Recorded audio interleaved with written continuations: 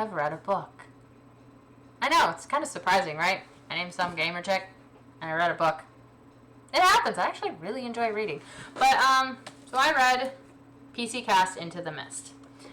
I have been doing my own writing lately, and part of learning to get better about writing, I have chosen to start watching a lot of book review channels and paying attention to what other authors have done correctly, what they have done wrong, other people's opinions on these books, especially on books that I have read before. I've been watching one YouTuber go over the House of Night books, which I read in high school, and I really liked them in high school, and she's been going over them, and I'm going, what the fuck was I thinking? Especially since I have read the Otherworld ones recently, and it was before I started my journey on writing. And even before that, I got a few moments where I was like, what? So I'm kind of tempted to reread these with what I know now and see if I can pinpoint the things that the author has been doing wrong with the characters. This actually did have a really good premise, and I'm kind of sad that it's kind of cringy. But anyway, with this, I got it because I was like, hey, let me read a book and let me do it and try to critically analyze it. So I got P.C.Cast Into the Mist because part of the description for this book is very antithetical to what I believe as a person. With timely commentary on power and community, Into the Mist delivers a thrilling and fantastical future that is equal parts of feminist commentary and an amazing, witty adventure filled with wine and women as only P.C.Cast's brilliant storytelling can bring to life. They forgot the weed in that. But I did actually watch an interview with P.C.Cast talking about this book, and there was weed involved. And I am not surprised. But the premise of the book is the world as we know it ends when an attack on the U.S. unleashes bombs that deliver fire and biological destruction, along with sonic detonations and devastating earthquakes. The bombs have also brought the green mist. If breathed in, it is deadly to all men, but alters the body chemistry of many women, imbuing them with superhuman abilities. Cool. That's actually a pretty decent premise. Give her kudos for that. That's a pretty good idea. I just wish she'd pulled it off, because then I wouldn't have had to get an audiobook to finish this book, because I couldn't get past chapter 4. I couldn't. After chapter 4, I was like, my brain don't want a brain. So I got it on audiobook with my monthly free credit. Attempted to re-listen to it so I could do this, and I couldn't get past it, so I'm just kind of winging it right now. I do have my notes.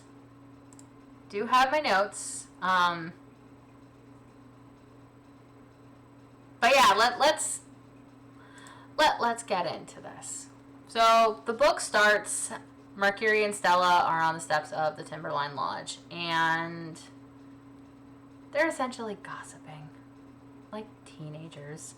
And Stella, who is about 45, hooked up with a 30-year-old bartender the night before. And that's how she got the mimosa that she's drinking before noon. Yeah. There's morning drinking in this book. These are supposed to be high school teachers. On a teaching conference. Granted, it is the end of the teaching conference. But she hooked up with a random guy on a teaching conference and is drinking before noon. And these are supposed to be high school teachers. But it gets worse. Trust me, it gets worse. So they're gossiping, and might as well even open it.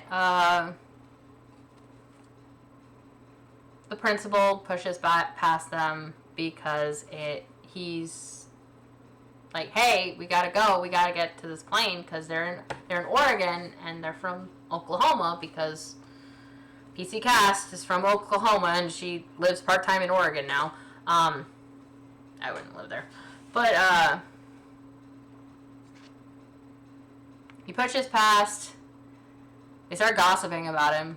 And apparently there's a scandal where he's sleeping with another teacher, and that's how she got her job. And I don't think the scandal is that he's sleeping with her, or that's how she got her job, because they essentially slut-shame her. It should really be that the principal is sleeping with one of his subordinates, and that's kind of an abuse of power. She could be a victim in it. You don't know. All you get is Mercury and Stella's colored opinions about it. You don't have any other information on it. But they go to the others. This is when you're introduced to one of the other main characters, Karen. And her full name is Karen Gay. And Mercury has an inner dialogue about how it is so ironic and funny that Karen's last name is Gay, and she's apparently homophobic. If you've read the book, and you can point to a point where Karen is actually being homophobic, please comment. Comment with the page and paragraph number in there, so I can see it. Because I have seen no proof of this. She's just an old lady. But anyway, they're introduced to her. Principal finally gets them in the car. They get on their way. Oh yeah, and there's also a pregnant teacher.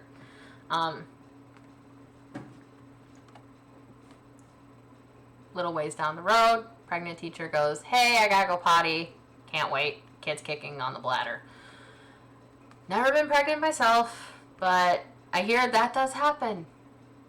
And I have gone into a freezer when I kind of needed to go to the bathroom and had to get out of the freezer because I was shivering so much that all of a sudden I had to pee really bad. That happens. So I totally believe that this character had a baby kicking on her bladder and she had to go pee and she had to stop. I can also believe that the principal, when he was like, "Hey, can you hold it?" genuinely just wanted to get her to a more comfortable place a little bit farther, or at least get to the airport so she can just go to the bathroom there. I can genuinely believe that. But Mercury decides to throw in, "Oh, he's just being a misogynist," when Stella wakes up and asks what's going on. P.C.Cast does this a lot, I have noticed, where she tells you what a character is without showing you that character. And she does this to make you feel a certain way about the character. It's kind of annoying. Like, just have the character doing things. Let me see who they are, and I will make my own decisions and choices and determinations about this character. If I want to like them or if I don't want to like them. If I want to be sad about their death or if I want to be happy about their death. It feels more like she tries to paint it to where you are happy about them dying, which is kind of weird, honestly. I even made the comment about how it felt like she was setting these two characters up for you to be happy about their death, and I even predicted that. And in the interview that I watched where P.C.Cast is talking about this book, she did mention that she was going to originally kill off Karen until she decided that she didn't want to kill her off. And at this point, just the Mercury sidestepped Stella's hand and muttered, "Stop antagonizing her," under her breath at her friend, then stifled a sigh and forced herself to smile at the pinched-faced teacher. "Good morning, Mrs. Gay." Mercury always called the history teacher by her last name. She realized it was childish, but she thought it was hilarious that someone so uptight and homophobic had that particular name. "Did you sleep well?" She's trying to paint this character as a terrible person, so that way when she dies, you're happy that she's dead. I don't like this. I really don't. Especially since nowhere in this story have I even noticed Karen doing anything homophobic. Like, she encounters two gay characters and says and does nothing that would indicate any sort of discomfort about them. She doesn't flinch away from them. She doesn't make a side remark or anything like that. And it kind of pisses me off. part of me kind of wishes that P.C.Cast had killed Karen off when she said she was going to kill her off in the interview, because at that point, by the end of the book, it just felt that she only kept Karen around with the others as a punching bag, even after saying that she liked Karen in that interview. And, like, if this is how you treat people that you like, I wouldn't want to be your friend.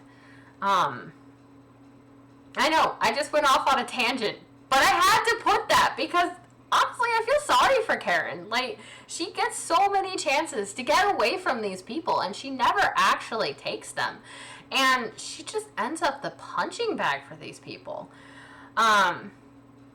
This is also when the character Imani, another one of the core group, is introduced to you, and she's described as tawny beige, an athletically attractive woman whose tawny beige skin radiated health and whose thick raven curls perfectly framed her smile. She quickly lowered her window.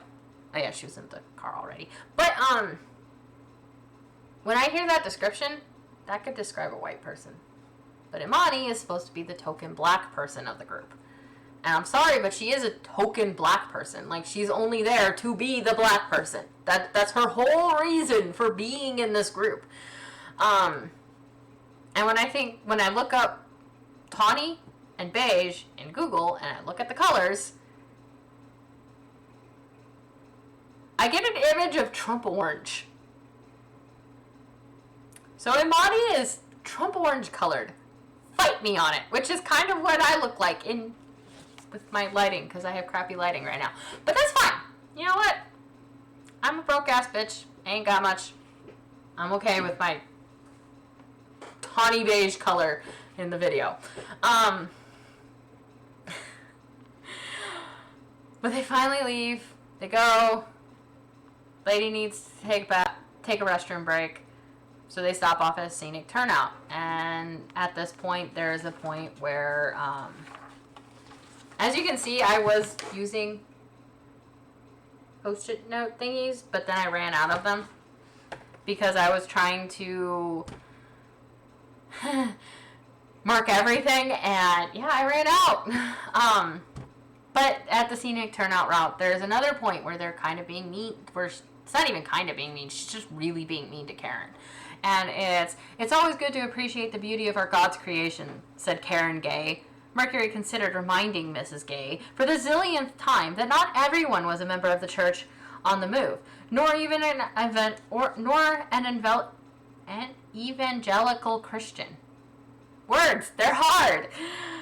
Nor, for that matter, a Christian at all. But she chose not to waste her breath. As a pagan living in the Bible Belt, Mercury was more than aware that people like Karen Gay believed anyone who didn't worship like they did was not just going to hell in a handbasket, but was also a bad person, and that pagans in particular weren't just going to hell, but were Satan's minions, or some such nonsense. Sadly, experience had taught her that no amount of logic would change a mind that was closed. Instead of wasting her breath on Mrs. Gay's narrow mind, Mercury turned back to the view, but her attention was pulled to the parking lot by the crunch of gravel.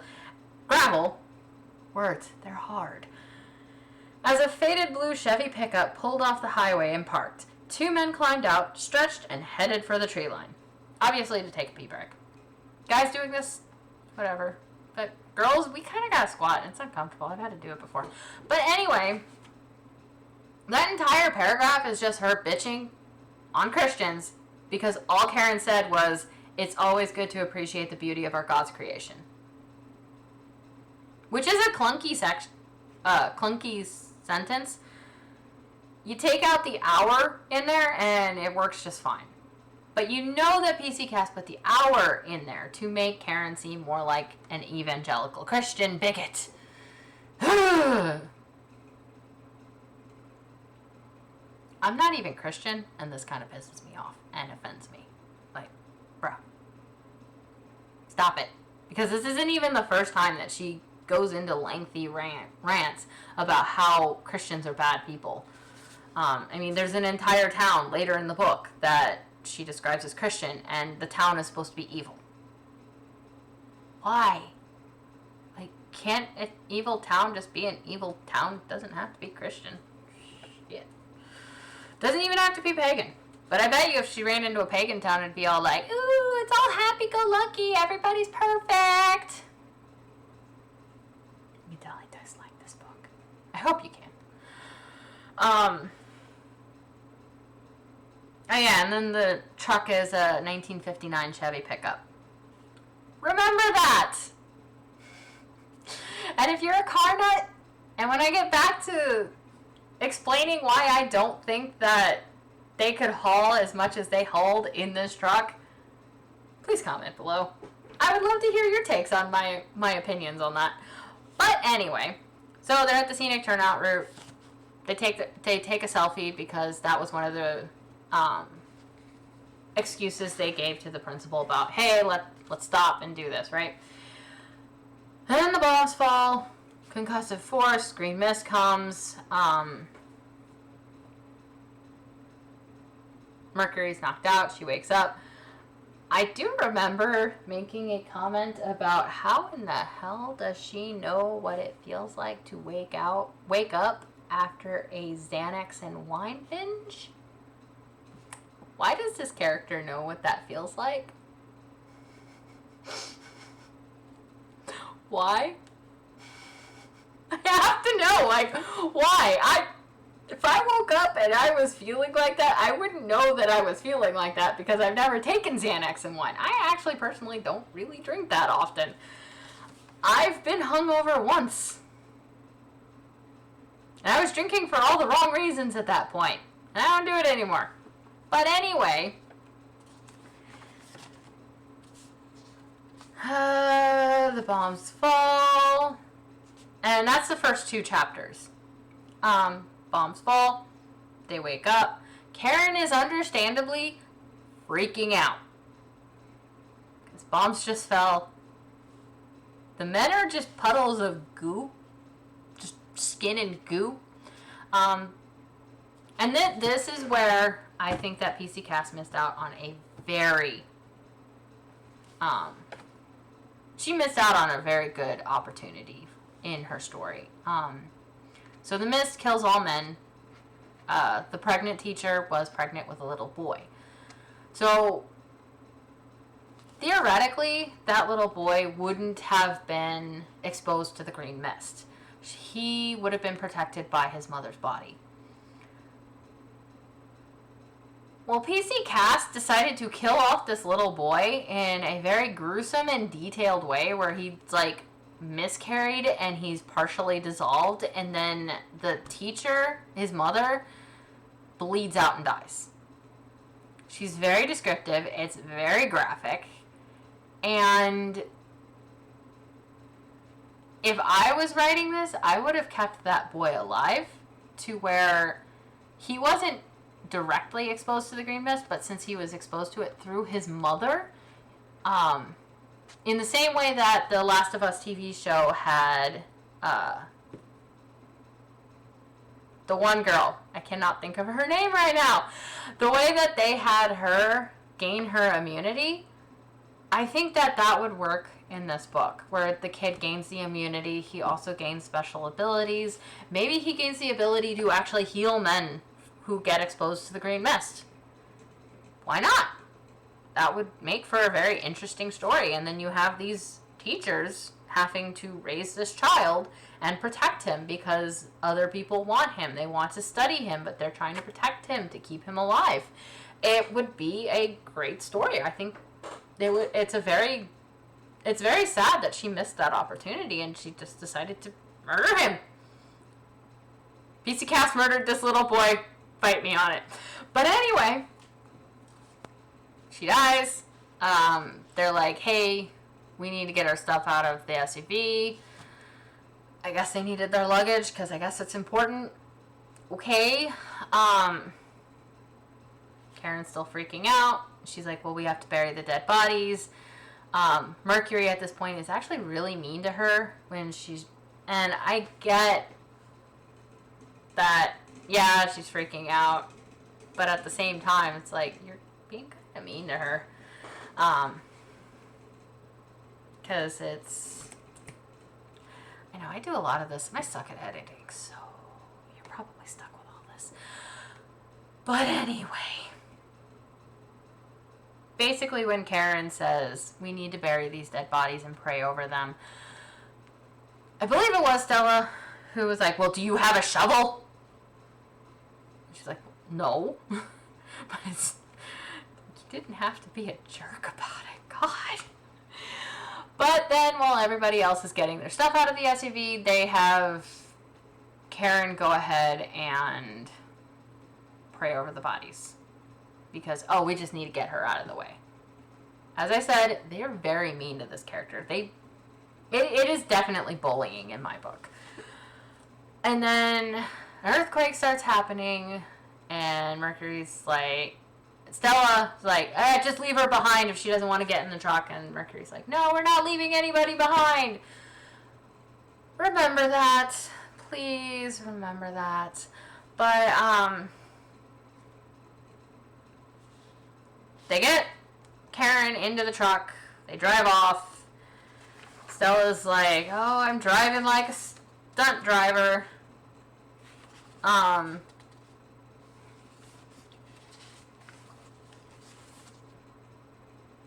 Stella handled the old truck like a Hollywood stunt driver. And that's the start of chapter 4. And then you also get a picture of Stella Carver. They're driving, they get away from it, they get the earthquake stopped, they get away. And as they're driving, it's when they decided, hey, we'll just head back to Timberline because they're not from Oregon, and that's the only place that they really know because Portland just got blown to smithereens. I'm not going to fault them for that. In the same situation, I would have done the same thing, right? Well, they're driving up to Timberline. They run into some survivors.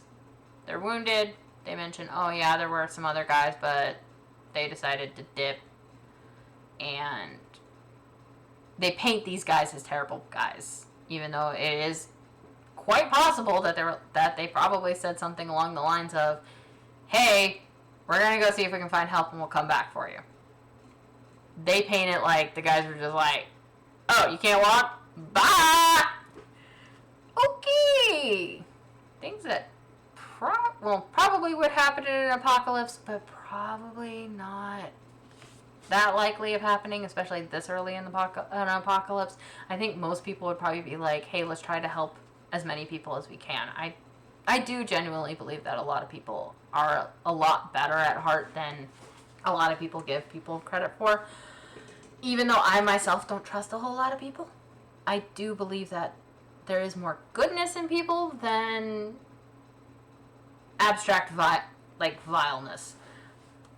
That being said, they load up all the wounded people onto their truck and start driving. They interact with the guys, and it's Alvin Rutland. He's the villain. But Stella's first impression of him is, he reminds me of one of my exes. So therefore he's a bad guy.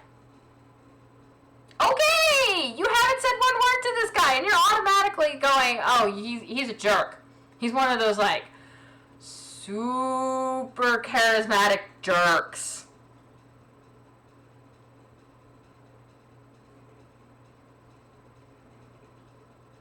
I mean, P.C.Cast does paint him as a bad person, and she does make him the villain. But at the same time, it's so heavy-handed, you're just like, okay, whatever you say. Because another missed opportunity in her storytelling, because if you've played Red Dead Redemption 2, you know Dutch Vanderlyn. She had an opportunity when she's just like, this guy looks pretty charismatic. She could have made him into a Dutch Vanderlyn for this book.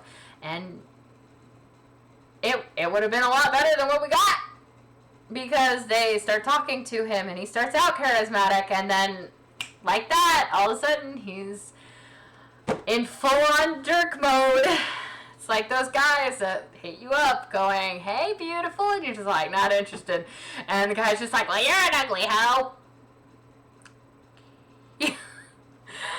I have had my experience with those guys. I know those guys. And that's what Alvin Rutland is in this book. Yay! But him and his goons try to muscle their way onto the truck. Stella pulls out the revolver that they had found in the glove compartment. Yeah, they found a revolver in the glove compartment, and they keep it in the glove compartment.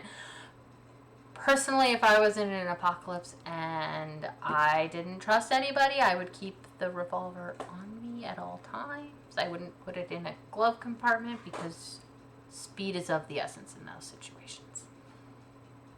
Just a little advice. If there's ever an apocalypse, don't keep your gun in the glove compartment. You need the time that it takes to open the glove compartment, pull the gun out.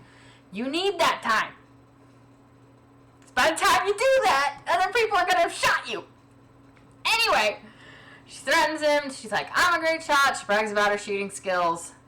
Talks about how, oh, I'm such a great shot. Threatens him. They get away. Woohoo. Right before they get to Timberline, they decide, hey, we should hide the car in case people try to steal it. Not a bad idea, but the fact that they trust these people kind of doesn't make that much sense to me. So they get in there, they meet up with Imani, they meet up with some other people. Oh yeah, and then when they met the wounded survivors, that's when they meet the other core character for the core group, Gemma, who's an emotionally stunted teenager. Fight me on that. But, that's when they meet her. She had been studying at the local college to be a doctor. She wanted to be a surgeon.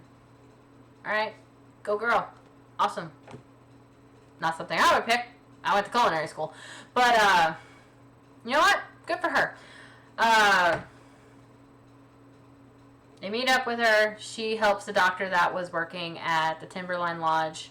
And that's when you get just kind of a throwaway comment of how the doctor's wife was definitely dead because, oh yeah, and this is, the doctor is female, and her wife is definitely dead because she was at the hot tub when the earthquake happened, and she died that way.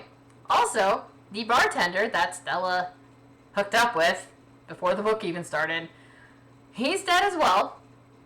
Stella asks about him. They're like, yeah, he was on that section of the lodge when it fell. And Stella makes no other comments about it. None. Nothing. She feels nothing about the fact that this guy that she had sex with is dead.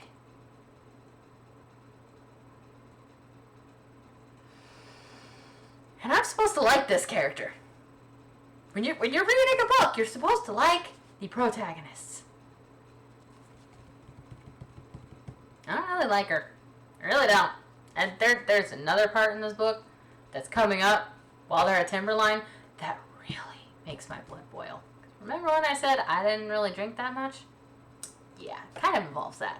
But anyway, they're at Timberline. The doctor's telling Gemma, like, hey, this is what we need you to do. She's like, oh yeah, I know how to do that. And they're helping the wounded or whatever. And there's like 30-something wounded people. Stella and Mercury are like, hey, we're not very good doctors, but we do know how to cook. Great skill. Not gonna lie. It's a great skill to have. I went to culinary school. Kind of have it. Would not call myself a chef. By no means. But anyway, they clean up the kitchen. They're in the kitchen. They're cooking. Personally, I don't think that P.C.Cast has an understanding of exactly how much food is in the kitchen of a restaurant. I don't think she does, because the way she makes it seem like in this book is that there is enough food in that kitchen to last for at least a month for 30 people. I don't think there's quite that much. Also, there is a point where they're going to the kitchen that she's like, oh, it's a miracle because the wine cellar is okay. I wouldn't call that a miracle, personally. if I remember correctly, alcohol actually dehydrates you, and staying hydrated is more important than wine. Fight me on that. But anyway, so they're in the kitchen, they're cooking, they have a random conversation about how Mercury doesn't want to get married, but she wants kids at some point, but she doesn't want to get married. And then they make an offhand comment about how only Christians believe it's sinful to not be married, to cohabitate with someone without being married. And I find that disingenuous because marriage is part of a lot of different cultures. Mainly because if you're going to be with someone, the ultimate commitment to them is marrying them. I personally am not married. I don't even have a boyfriend. But even I can understand the benefits of actually marrying and making that commitment. For one, it's like if you're just cohabitating with someone and you don't make that big commitment of, yeah, we're married, they can just walk out at any time with no repercussions, and you could be up shit's creek without a paddle. And the marriage does kind of protect you from that. Because alimony is a thing. My dad went through a divorce and he had to pay alimony for a while. And that's one benefit of it. Part of the reason why Christianity put in the whole wait till marriage for sex thing was, on a health rise, it's actually pretty damn smart to wait. Or at least to be extremely selective if you don't want to wait, because STDs are a thing, and STDs travel faster and farther in promiscuous groups. It's just a thing. So waiting till you're married kind of helps you with that.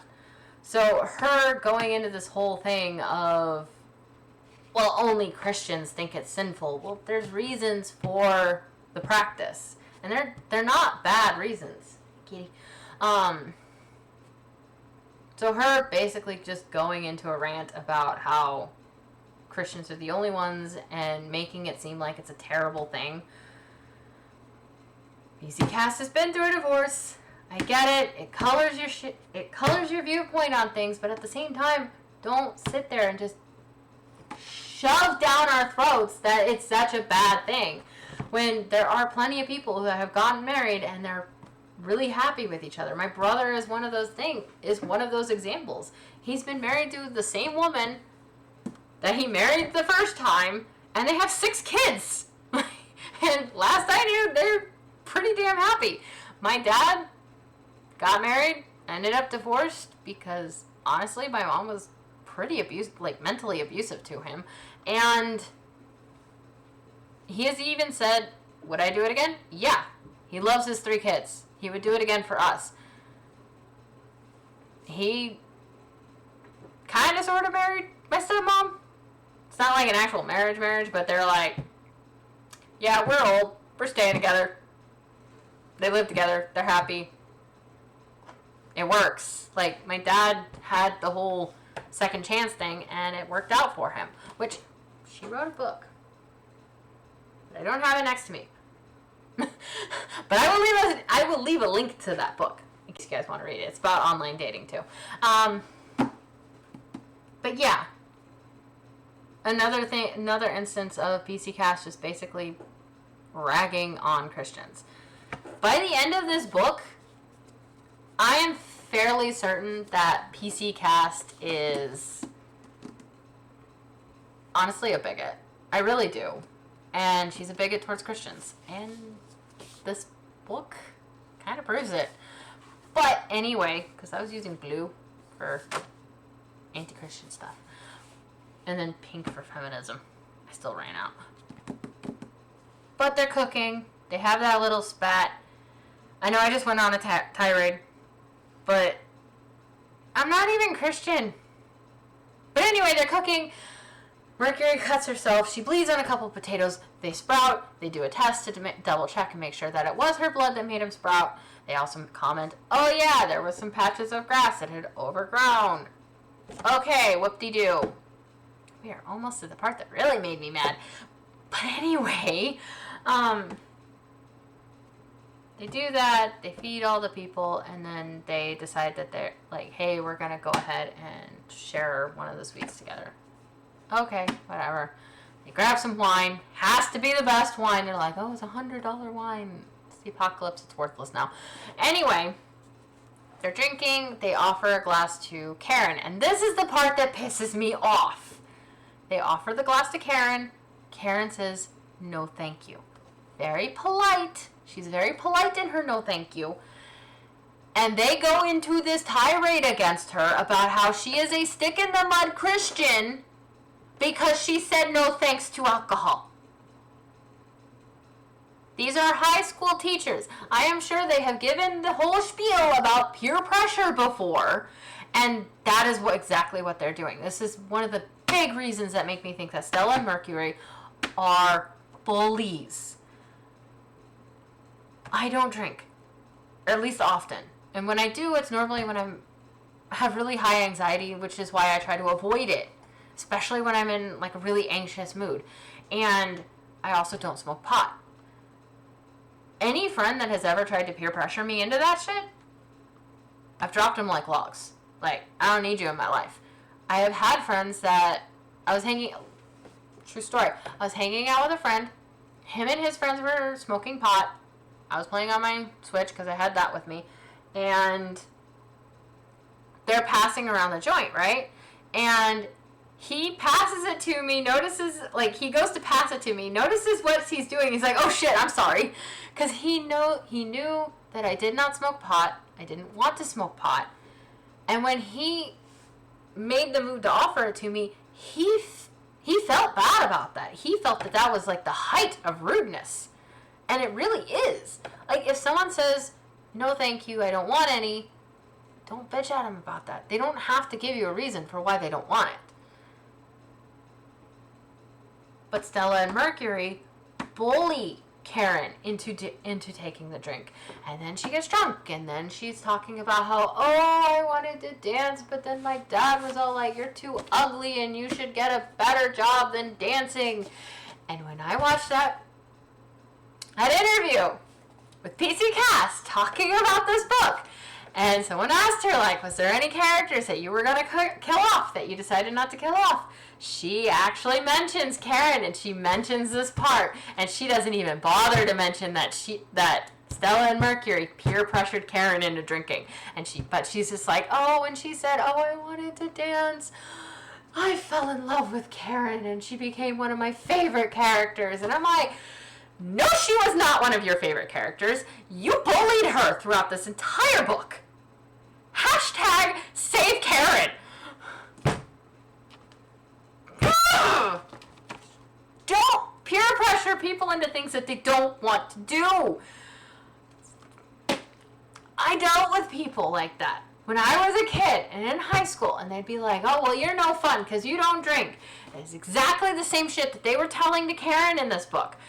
And it pisses me off because I went through that shit, and I had to deal with people telling me that I was a stick in the mud and I wasn't fun because I didn't want to drink. You don't have to drink or get high to have fun or be fun.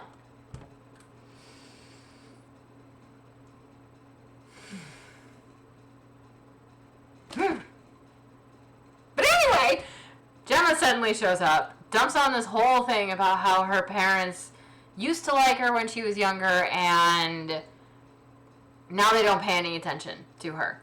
This is also after, like, when they first meet Gemma talks about how her and her mother, who is alive, a character named Sadie, every Sunday they go to a Sunday brunch. That, to me, does not describe a person that doesn't care about their kid. That's not a sign of someone who doesn't give a crap about their kid. Like, my dad, we have a group message thing for my family, and we don't always text in that. But that doesn't mean that we're all ignoring each other. It's just, I live in Texas. My brother and sister live in Minnesota. My dad lives in Michigan. Like, we're all over the place. But just because we don't talk every day, and just because it's not like, oh, we call every day and that's how we know that we all love each other. No, you can still love each other and not talk to them every day. That being said, it's clear to Gemma that her and her mom go on the Sunday brunch every Sunday. If her mother didn't care about her, she wouldn't take her onto these Sunday brunches every Sunday. I'm sorry, but that's just how it is. Like, I don't see it. And it's after that, they all go to bed. They wake up. Gemma's, and then they test the blood again, and I think it was, I made a note of this.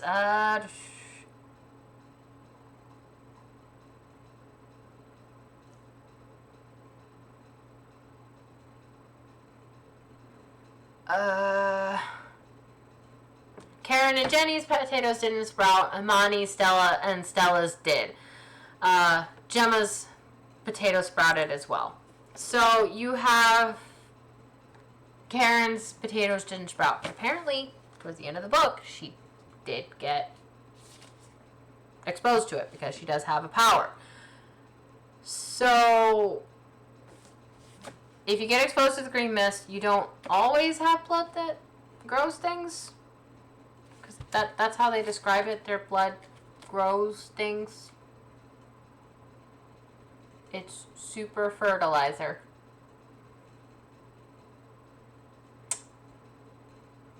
Yeah. But, so Sadie, Gemma's mom, comes up. She's got a letter for Gemma, and she's like, hey, I'm going to go try to find her husband, even though everybody's telling her, oh, your husband's dead, oh, your husband's dead. And then they tell Gemma that her mom left. Also, P.C.Cast did say that this was the point that she was originally going to kill Karen off by having her go with Sadie. Yeah. So, her saying that does tell you for sure that Sadie is dead.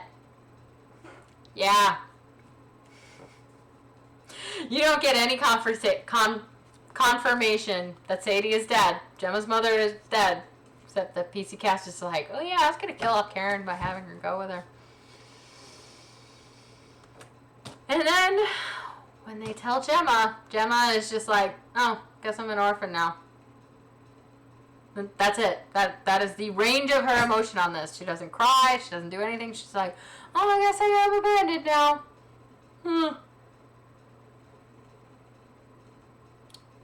Great characterization in this book.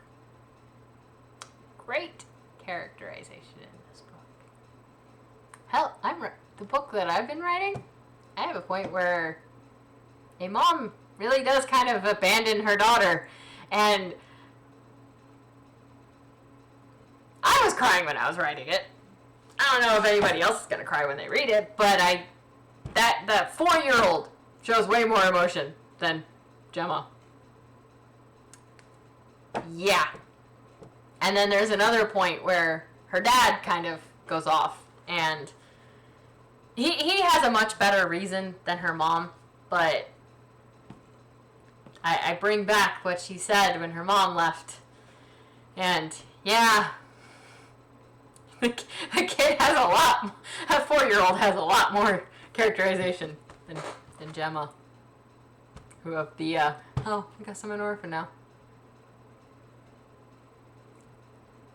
I haven't talked to my mom in like 13 years, and I feel more about that than Gemma felt about her mom leaving. Not really relatable to me. And apparently that was what P.C.Cast was going for in this book, of we're going to make relatable characters. The only character I really relate to is Karen, because of the whole peer pressure thing. The only character I actually relate to, and I actually do kind of cheer her on, and I really do hope that P.C.Cast continues to keep her strong in her faith, but I doubt it. I haven't read Into the Dawn yet, or Out of the Dawn, or whatever the hell it's called. I haven't read it, honestly don't really want to. Fairly certain I know what happens.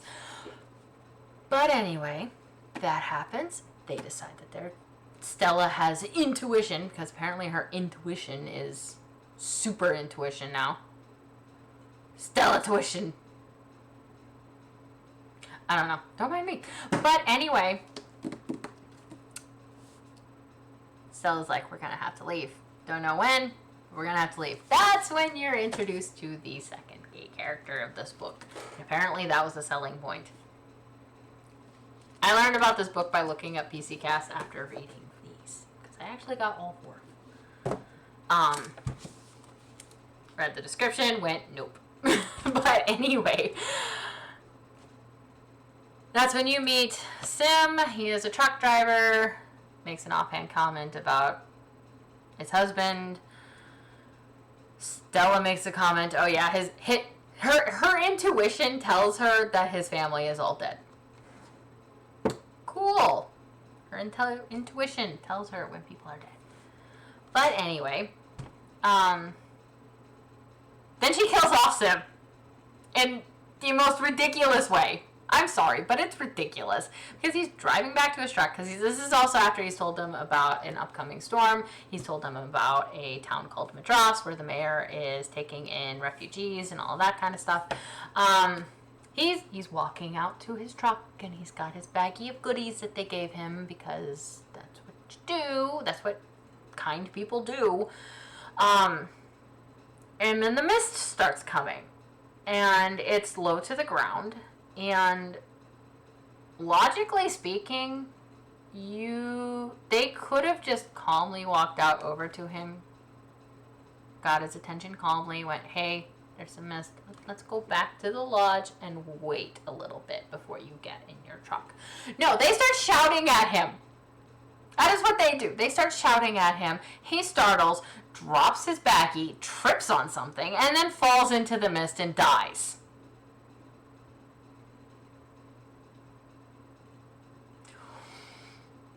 Why? I mean, why?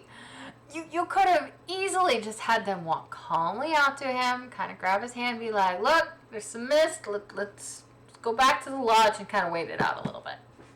But no, they had to shout at him until he startled, dropped his bag, and then tripped and fell.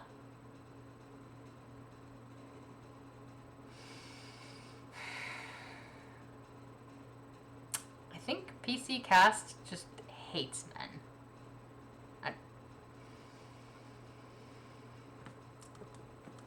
Stupid characters doing stupid things. But anyway, he falls. Stella goes, oh, my intuition is telling me that we need to leave before the storm hits, and they start making preparations to leave. They do a test on the rest of the people in the thing.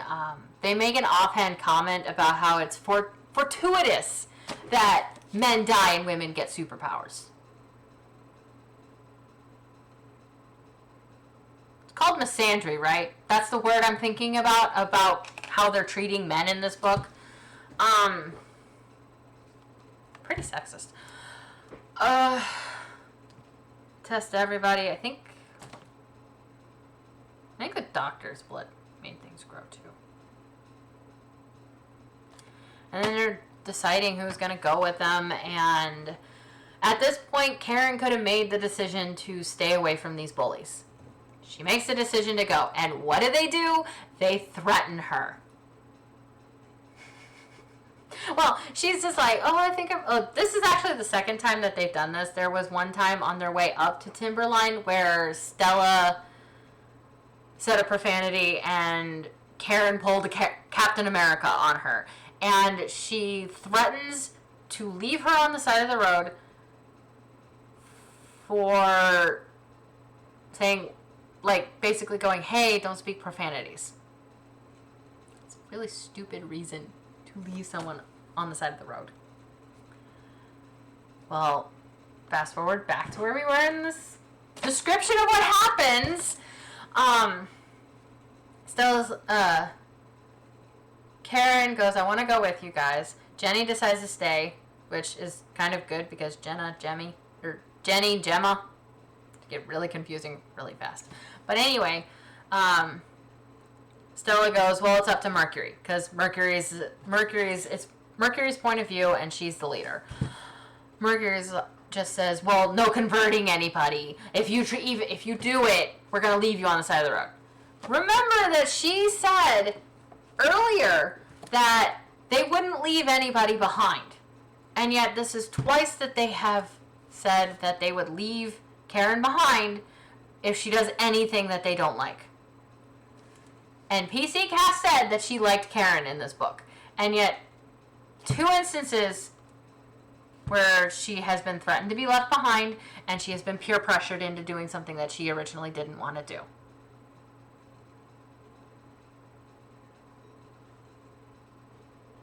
I would not want to be P.C.Cast's friend if this is what she does to characters that she likes.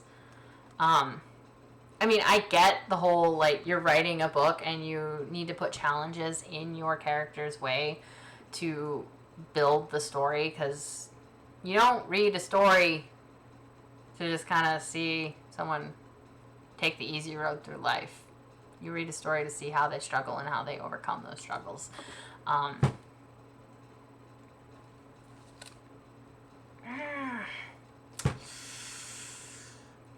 I also believe that Mercury isn't Mary Sue. I will give my reasons for that, don't worry.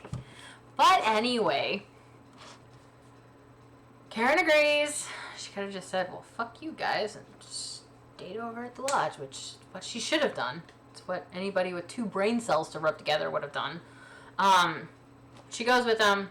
They pack up a whole bunch of stuff onto that 1956 Chevy. Or 1959, whatever the year of the Chevy is. I just remember I looked it up and it was like really small. Like, okay, I don't know how you fit all this shit on there. But then they leave Timberline. And they start making their way to Madras. Mind you, all of this took 18 chapters to get to this point. 18 chapters. And it was honestly a whole lot of nothing. Because I am missing all of the fluff. There's a lot of fluff in this book. But they're driving away from Timberline because they need to get off the mountain before the snow starts. Because reasons. Stella's intuition is telling them that they need to get off the mountain for reasons. They don't know why they need to, but Stella says they need to, so they're getting off. Honestly, this probably would have been a lot better if... So, this point, I'm just going to go... I'm going to let you guys know how I probably would have done this. I would have had it to where Alvin and his group came with them. I wouldn't have had him turn into the quote-unquote nice guy persona so quickly. I would have had him go more of the Dutch Vanderlyn way. Had him go up there, extend their time there to where they're actually kind of building a community, and then they slowly realize the kind of person that he is, and then they have to escape Timberline. And that could have made for an entire book. And adding in the little boy that she mercilessly murdered at the beginning of the book. They escape Timberline to save the boy from Alvin. Because Alvin wants to use him for nefarious reasons. I don't know. Off the top of my head what I'm doing. And that could actually have made a really, really good first book. But no. They leave Timberline. Yay. And they're driving. There's a whole lot of driving. And then they stop to get gas and put chains on the tire, and there's a point where the dialogue is Stella telling Imani how to put chains on a tire. And then they encounter a bad guy, and the way that he's described, he's described to make you think, bad guy! It's a bad guy! And there's some sexism and racism thrown in there, and Mercury has a chance to show off her amazing shooting skills, and Gemma just comes up and kneecaps him with a tire iron. And then they hop in the car, steal his rifle, and leave. Altogether, they have 12 bullets, by the way. Just 12 bullets.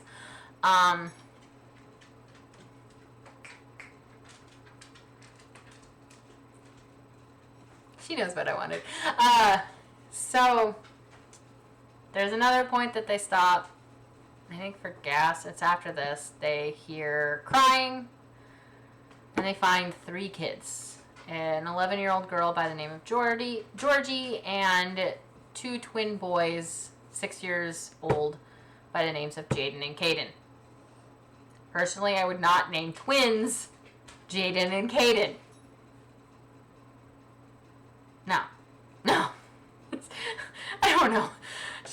If you have twins and you've named them names like that, comment below and tell me your reasoning, because those names are just too close together, especially if like the twins are like identical. Just too close together. I'm sorry. But anyway, they find the kids, then they hear snowmobiles, and they have to get out of Dodge. And lo and behold, on the snowmobiles is Alvin Rutland. Ooh, who would have guessed? Oh my god. And Mercury's now in the back with the rifle. And she makes impossible shots. Apparently, it is an impossible shot to hit the engine block of a snowmobile from a moving truck when you have a scope on the rifle. I'm not that great of a shot. I like guns. I like going to the shooting range with my family. It's a lot of fun for me. And I'm very rusty right now, but I think that if I really had to do it and I had a scope, I probably would have hit it. And I'm not a super duper good shot. I mean, when I'm in practice, I'm a fairly decent shot, but I mean, I'm not the best, but I'm a decent shot. And even I think I could have made that, because an engine block is pretty big. Next she's gonna say, "Oh, I hit the side of the barn in a blizzard." It's like, okay, yeah, that's totally unrealistic. Okay, but anyway, so she hits the engine block. One of them probably died. They get away. Some more driving, and the little kids have to go pee, so they stop, and then mist comes. And at this point is when they meet a character by the name of Oxford Diaz, but he goes by Ford. He's the love interest, of course. Georgie falls into a river. He saves her from the river. Mercury has to save Caden from the mist because he's on top of a boulder and the mist is just slowly inking by. And then she does like a one-arm pull-up, and that's supposed to describe like how she now has super strength and everything. And Ford joins them. Mind you, this is a 1956 Chevy pickup, and they've got Imani, Stella, Gemma, Mercury, Ford, Georgie, Jaden, and Caden. They have 8 people in this truck. 8. Plus provisions. And their luggage. They had to bring their luggage too. So, it seems a little overpacked to me, because I don't know much about cars, but I do know that the more weight on the car, the more gas it's gonna burn. And the harder it is for the car to move forward. I mean, correct me if I'm wrong, but you've got 8 people, 5 of which are fully grown adults, and provisions, their luggage. Oh, and then later in the book, you get a clear count of how much wine Stella packed, and it's 68 bottles. 68 bottles of wine in this truck as well. How is this truck moving? But anyway, they get Ford. He knows where Madras is because that's where they're headed. And he leads their way. Oh yeah, he has a head injury from when he saved Georgie, and Gemma healed it because she's got healing abilities, but when she heals you, like, she takes on part of your wound, because there's another point where another person gets hurt and she heals them and then she gets like a wound on her. It's like a mirror of it. I'm okay with that mechanic, but that mechanic's fine. Like, it makes sense. But anyway, he gets them there. Before they even get there, they decide, okay, we're gonna hide the truck, and then it's just Ford, Mercury, Stella, and Karen that go into the town. Well, before they hit the town, there's a roadblock to where the townspeople can kind of like question newcomers and make sure that they're not there for bad reasons or whatever. And they act like it's sus. They act like having a roadblock and kind of making sure who's coming in is sus. And then they make this story about how Ford is a backpacking guide, and he's been helping them because they were out on a backpacking trip, and the mayor's assistant makes the comment like, oh yeah, you look like a big strong guy, they're really lucky to have you with them. And then Mercury makes a comment about how she is so misogynist because she believed their story. Make it make sense.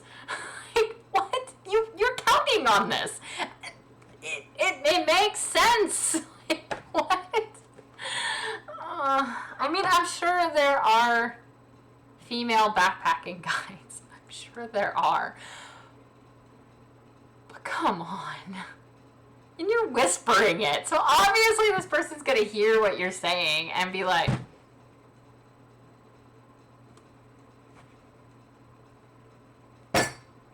okay.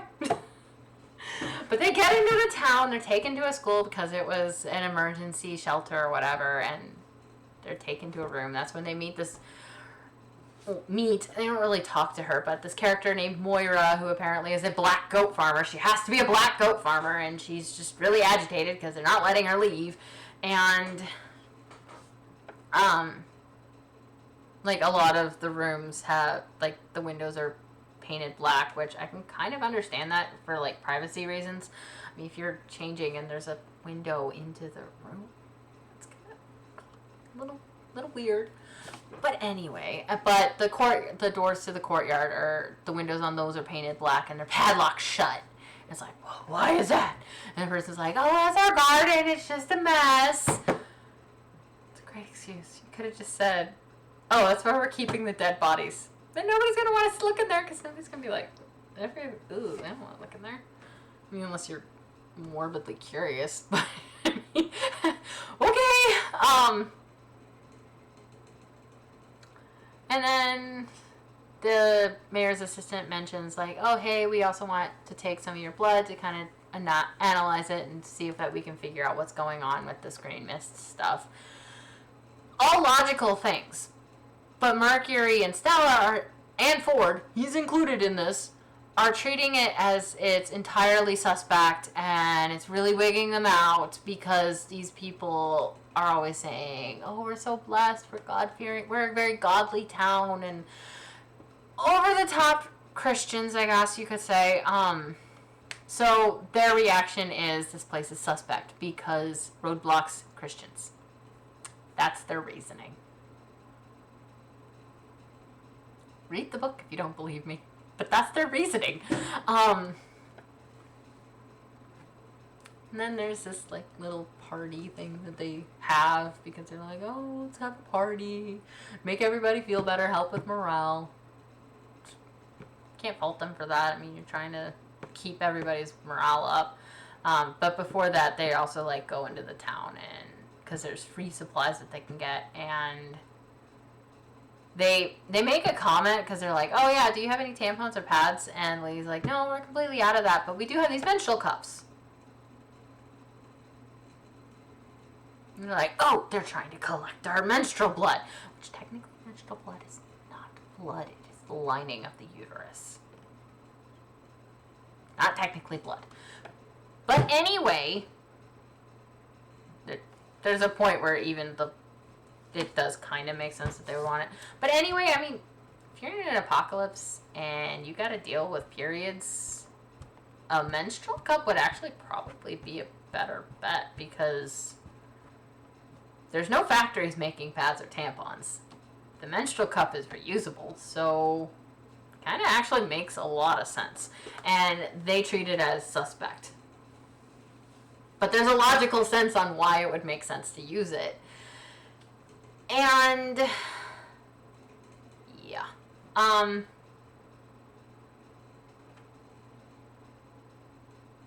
yeah, then Ford and Mercury have a moment at the little ball thing, and there's a point where when I was listening to this at work and Ford and Mercury are having their little moment, there was a point where Ford said something that just kind of made me go, what a cuck. And it was, Ford nodded, exactly. I really enjoy science fiction and fantasy, especially sci-fi fantasy written by women. He grinned at her shocked expression.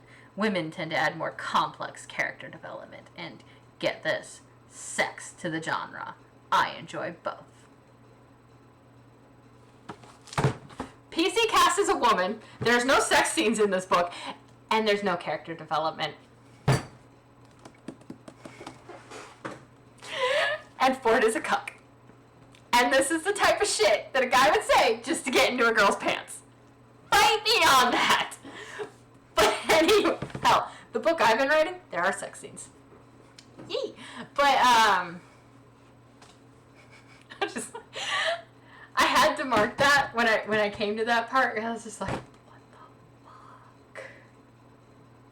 And complex characters. Robert Jordan, Wheel of Time, The Eye of the World. Much more character development in this book than there is in this book. And I've had this book for a long time. I've read it twice. Well, more than twice now because I did go ahead and get it on audiobook, and I've been listening to it at work because I love this book. I mean, pretty used. I enjoy this book. This book is really good. Fuck you, Netflix. Or, no, not Netflix. Amazon. Fuck you, Amazon. Anyway, so they have their little moment. They do, like, this weird pagan ritual thing because apparently it's a Ostra, I think is what she said. The pagan equivalent of Easter, which there are points where Mercury goes into detail about how, oh, Christians stole pagan religions and yada, yada, yada, yada. You gotta remember when... I'm not a super religious... I'm nowhere near religious, actually, at all. And I'm not a Christian. But I do know that for a really long time, Christians were persecuted against.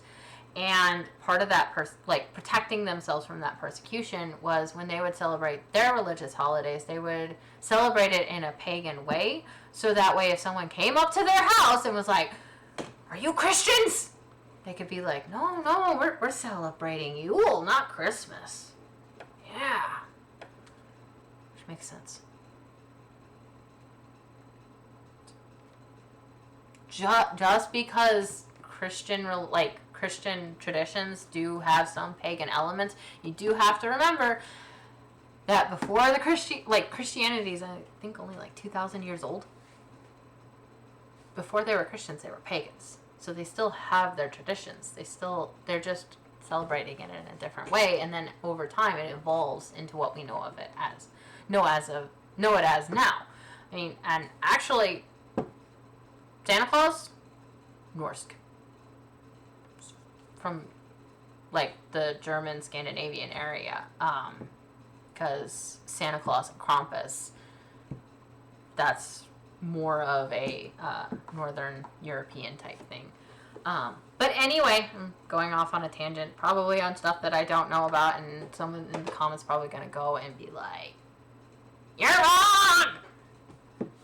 By all means, let me know. I'm okay with it. Constructive criticism is great. I love it. I have been thirsting for it with my book, because every time someone reads it, they're like, "Oh my god, it's so good." And I'm just like, can you please go for the jugular with the constructive criticism? Please. Like, attack my ideas. Like, come on, I want to make it good. The only person I get that from is my brother. And he does it in an amusing way, but he's got 6 kids, so he can't take the time to be like, this is... Yeah! Anyway, they have their moment. They do the thing. This is also when they realize that Karen also has abilities, because at one point on their way to Madras, they take a potty break, and Mercury takes the time to do a pagan rite for a dead goat. And it goes into depth and detail about it. And apparently Karen witnessed it, and she witnessed a, like, little glowy goat prancing through a doorway into the spirit realm, I guess you could say. Okay! All of their powers are...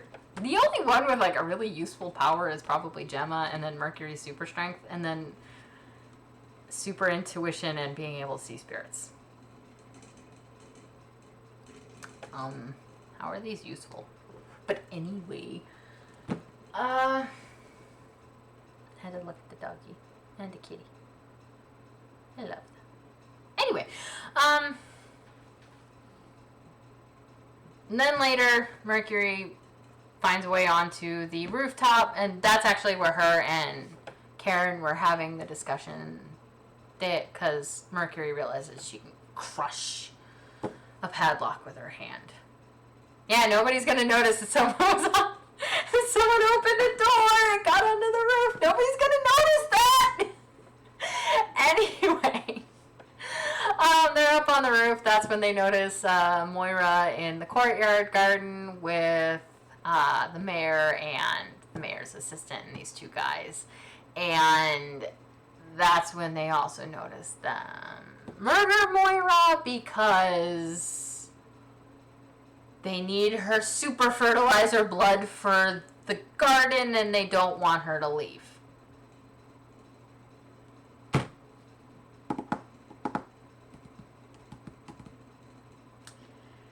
If you're scratching your head and confused, don't worry, I was too. I was like, what? I was working and listening to this book when that part came, and I was like, what's going on? I was like, what? But like, they could have done that. P.C.Cast could have done this so much better. Like, honestly, the town could have been like, hey, we've noticed that women exposed to the green gas don't die, and their blood essentially becomes super fertilizer. And they're like, hey, if you want to donate blood to help the garden, so that way we know we're never going to run out of food. Okay. And everybody be like, okay. Okay. You're in an apocalypse situation. Everybody's going to need to eat. Everybody needs to work together to survive. It would make sense to let everybody know, like, hey, we've noticed that some people's blood makes things grow. To help out the community, let's donate blood. Water the plants so they grow. Okay. But no. Because they're Christian, they have to be evil. They have to be murderers, because they even make a comment of, even their meat makes things grow.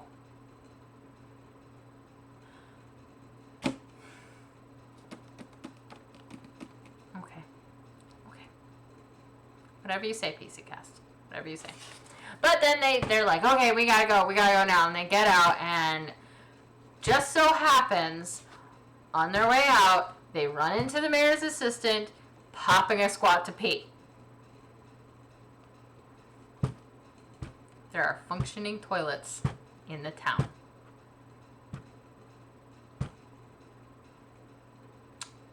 Yeah. Mm-hmm. Which, honestly, I'm not even entirely sure why they left the town, because they're going to bury Moira in the garden because they want her to fertilize the garden. And like, one of the goons died, but at the same time, just call in a couple other guys to go get rid of him. And why is the assistant with them? Why didn't she go to the bathroom before she left? It's all just happenstance. And then shenanigans ensue. Mercury gets shot in the shoulder. They get away. They get her to Gemma. Gemma heals her. Gemma ends up with, like, a wound in her shoulder because that's how her healing works, which I'm not going to fault that. That's not really... I mean, that puts a cost for her ability. And, though, I would like to know, like, is there anything that she can't heal? Can she just heal everything, or is there limits to it? Like, if the wound is bad enough, if she tries to heal it, is she going to die? That's actually questions that I would really like answered. And there were a few questions that I had when I first started reading this that didn't even get asked by the characters in the book, that I'm just like, these questions make sense. But they get away, and then they're just traveling, and that's when they get to the Painted Hills, and Stella's just like, yeah, this is where we're writing out the apocalypse. We're gonna make adobe homes and live off the land. Be little hippies. Pothead hippies, because they have pot with them, and their blood makes things grow. This book is so stupid. So they're their little thing. They have like a little wine pot party. Yay! Yay! And then the next day, Stella and Mercury Ford decide to go to a nearby town to see if they can find some supplies. And everybody in the town is dead because it's in like a low valley. So the green mist just kind of settled and murdered everybody. And that's when they learn, like, okay, women, when they're briefly exposed to it, are given abilities, but if they're continually exposed to it, they die. Okay, I'm okay with that mechanic. There's some other things about the mist that just kind of don't make sense. Like, Alvin Rutledge, whatever the fuck his name is, he lasts for the entire book, and when you first meet him, he's got a bloody nose, which is a sign that he inhaled some of the green mist. And he lasts all the way to the point where they're in this town. And other people who are briefly exposed die pretty quickly. And Gemma had made a hypothesis that a person's health may contribute to it, because I guess one of the characters was overweight and had diabetes. I'm okay with that kind of mechanic to it. I really am. But there has to be a limit.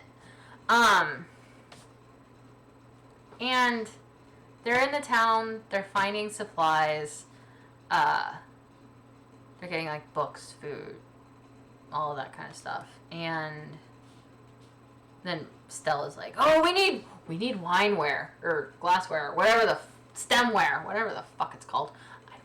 I don't drink wine, so I don't know.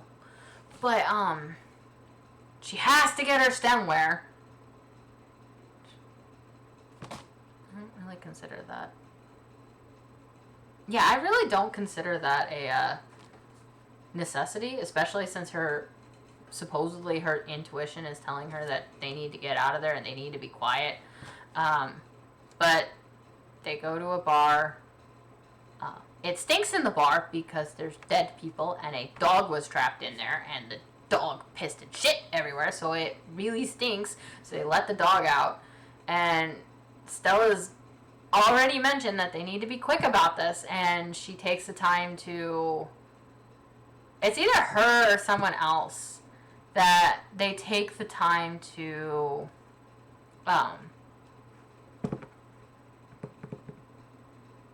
get a bowl of water for the dog. Okay, fine. I love dogs. Get the water for the dog. I'd be more concerned with the dog than the stemware at that point. I'd probably just be like, let's just take the dog and go. We gotta get out of here. But no, Stella has to go back in, grab stuff, because now the dog is growling because green mist is coming, and they do have someone with them that will die if he gets exposed to the green mist. So she takes time, gets stemware, they're running to the thing, and oh yeah, before this happened, there was also an instance where Ford had found chickens, and they're like, chickies, really loud, and this is after they're like, oh, we need to be quiet. They both do it.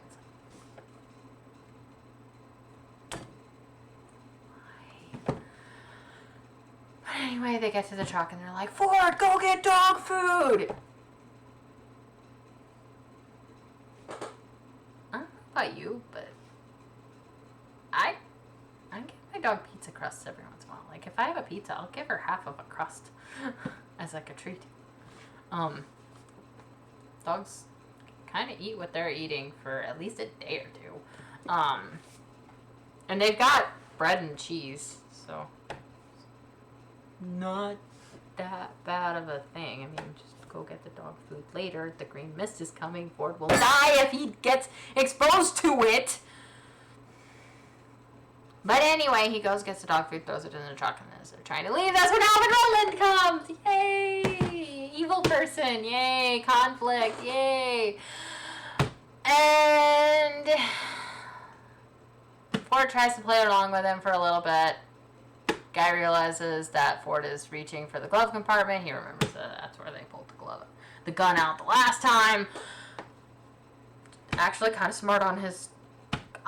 I'll give Alvin some credit for remembering that. And then he's just like, well, I'm just going to kill you. And P.C.Cast describes the gun that he's carrying as an assault rifle. Only idiots who don't know anything about guns call any sort of gun an assault rifle. I mean, I could walk over to my dog and smack her with the book. And I'm assaulting the dog with the book. Therefore, the book becomes an assault book.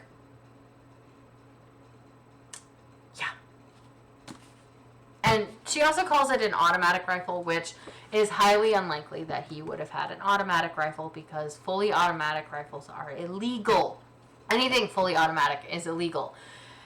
More likely it was a semi-automatic, which means one pull of the trigger, one bullet. And if he knows anything about guns, he would choose the semi-automatic because they are more accurate. You use a fully automatic, you lose your accuracy. You can shoot more bullets faster, but you lose your accuracy. Anybody who wants accuracy is going to go for a semi-automatic. Just my 2 cents on that. But then, and he starts firing. They get into a kerfuffle. He starts firing. Ford gets punched full of holes. They fall into the mist. Ford dies. Boo-hoo. Honestly, he's a cuck and I don't care. Anyway, they're driving back to the thing. They get back to their little their camp that they're making. And you get this full description of the pagan funeral rite that Mercury does for Ford. And then it comes to Karen. And the only description that P.C.Cast gives for Karen's prayer is Karen gave him a beautiful Christian prayer. That's it. Doesn't even tell us what the prayer was. Nothing. And Karen is supposedly one of her favorite characters. Yeah. Well, after that, Mercury has a dream that has Ford in it. And there are some physical things that are left over after the dream, like a little wildflower on her bed. And when in the dream, she'd reached back and felt a horn. Yeah! And the book ends. And my prediction is Ford's going to come back and he's going to be the horned god. And Mercury is the goddess. P.C.Cast has already said that the entire story is going to be about the old gods awakening and the earth basically... The earth will breathe again! If you know where I got that line from, please comment it in the comments. I would like to know that I'm not the only dweeb. But anyway, it's just like P.C.Cast. In that interview I watched, drone on about making relatable characters, and in her words, peopling the book with relatable characters. I couldn't relate to any of the characters except for Karen, and it was mostly because Karen was bullied. And I could relate to it because I've been bullied. I think everybody has been bullied at some point in their life. And you would think that between Mercury and Karen, Mercury being the pagan, Karen being the Christian, you would, like, a good character growth arc between them would be them butting heads about the religions and then slowly coming to grips that, okay, not everybody believes the same thing. And I think it would actually do the book justice if Karen can remain a devout Christian, but also learning about the power that she has. And if you're wondering why I haven't said anything about Imani, really? I mean, because we want character development. So in the front pad thingy-majig, it goes, Mercury Rhodes is the warrior, Stella Carver is the seer, Imani Andrews is the watcher. She doesn't do anything. Karen Gay is the priestess, and Gemma Jenkins is the healer. I would describe this as Mercury Rhodes is bitch bully number 1, Stella Carver is bitch bully number 2, Imani Andrews is the token black potato, because she doesn't do anything, she just sits there. Karen Gay is the punching bag, and Gemma Jenkins is the emotionally stunted teenager. Yeah, that's how I would describe them, because that is what I got from it. And every chance that Karen had to get away from bitch 1 and 2, she didn't take it. And it kind of makes me sad, and it makes me feel bad for her, because she's the punching bag and she's being bullied. You can't change my mind on that, because I mean, just read the book and you can see every chance that they have to dunk and rag on her religion and faith, they take it. And you never see her ever dunking and ragging on their faith. There's only the one part where she's just like, I'm so scared of you because I saw the little goat go through the little spirit door thingy. And I'm fairly certain that if I saw something like that, I'd kind of be freaking out too. It's just like, I would be kind of freaking out, especially if the other person is like making the weird symbols and I don't know what's going on. I'd probably be freaking out and thinking I'm losing my mind. I'd be freaking out about that too. Like, I'm not gonna judge her on that. But the whole thing, she's just like, well, you just need to be confident in yourself. And I think P.C.Cast does a really big disservice to Christians.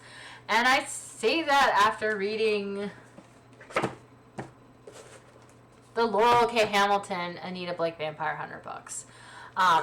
Laurel K. Hamilton, she does something way better than what P.C.Cast did, especially in regards to religion on this.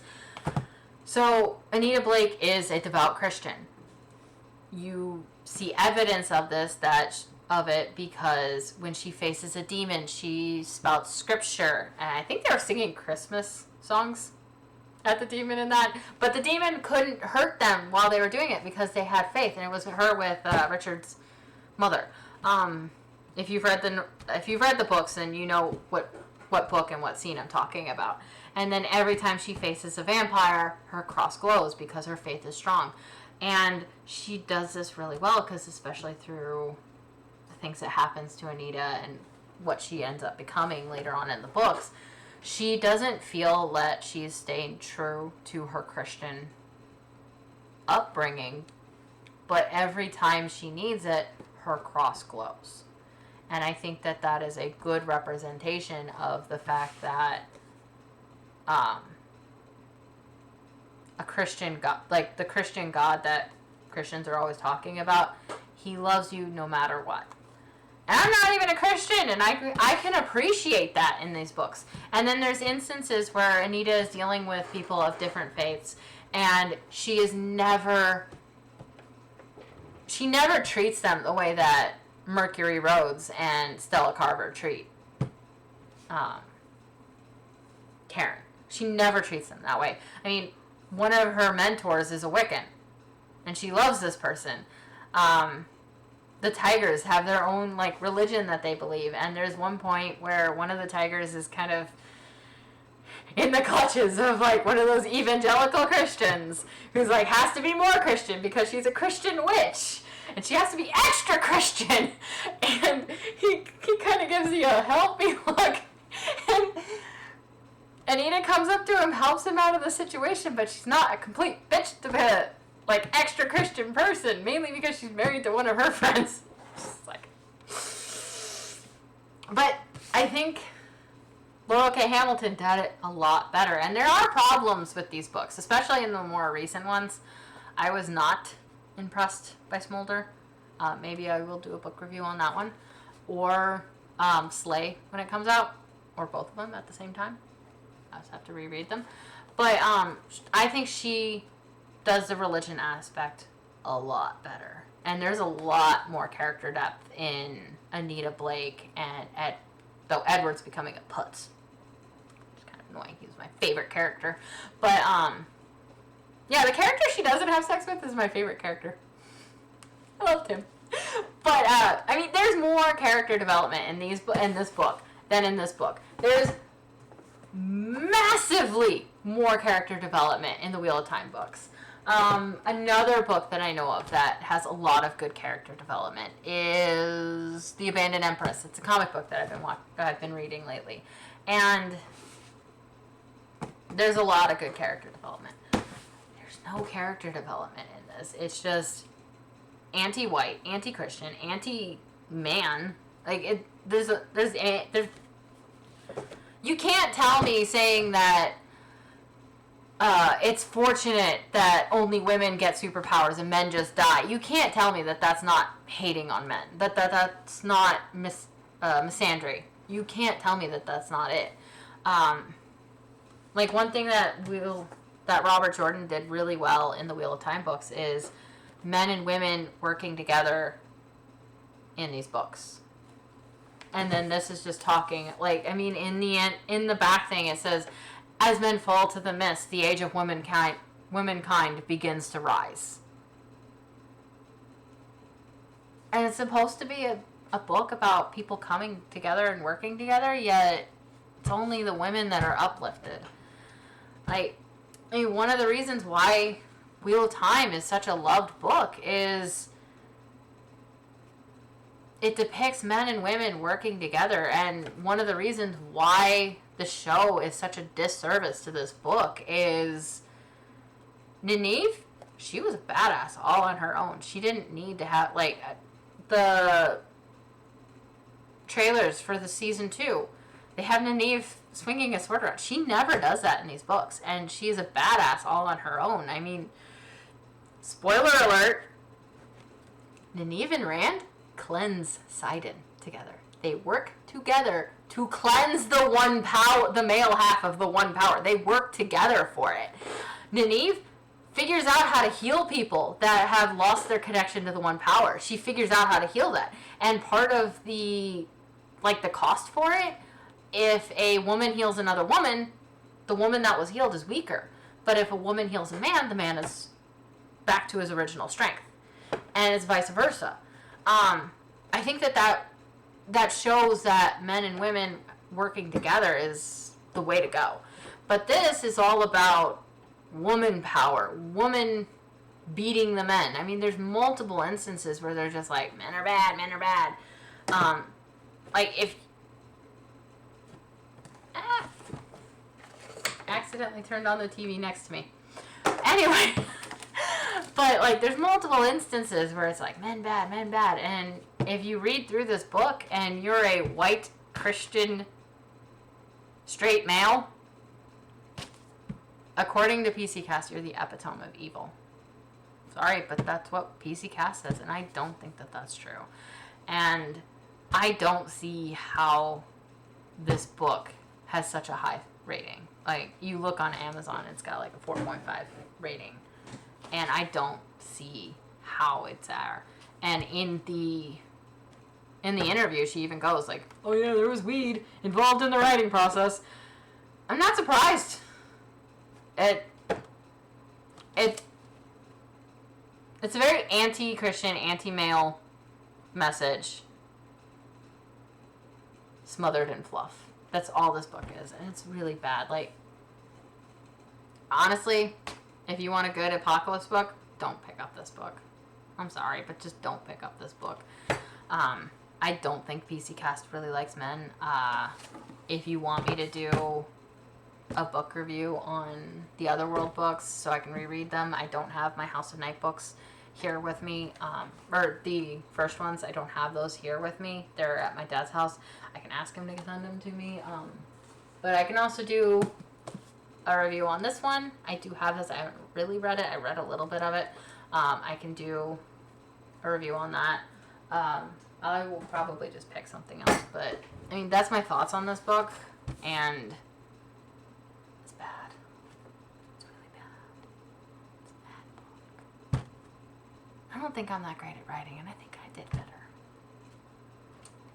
But anyway, if you have a disagreement with me, if you've read the book and you disagree with anything that I've said, go ahead and leave a comment. I'd love to hear your thoughts. I guess subscribe if you really want to. If you want to hear more of me rambling on about a poorly written book, go for it. And I guess I will see you in the next video. Have a great day.